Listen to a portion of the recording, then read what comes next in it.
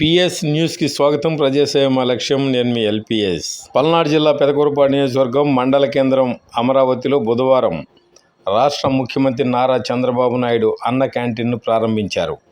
అన్న క్యాంటీన్ ప్రారంభం అనంతరం రాష్ట్ర ముఖ్యమంత్రి నారా చంద్రబాబు నాయుడు పేదలకు స్వయంగా భోజనం వడ్డించారు. కార్మికులతో కలిసి అన్న క్యాంటీన్ను ప్రారంభించిన రాష్ట్ర ముఖ్యమంత్రి నారా చంద్రబాబు నాయుడు స్వయంగా కార్మికులకు భోజనం వడ్డించి లబ్ధిదారులతో మాట్లాడుతూ అన్న క్యాంటీన్లోనే భోజనం చేసిన చంద్రబాబు ఈ కార్యక్రమంలో పాల్గొన్న మంత్రి గొట్టిపాటి రవికుమార్, ఎంపీ శ్రీకృష్ణదేవరాయలు, స్థానిక శాసనసభ్యులు భాష్యం ప్రవీణ్, సత్తెనపల్లి శాసనసభ్యులు కన్నా లక్ష్మీనారాయణ తదితరులు ఉన్నారు.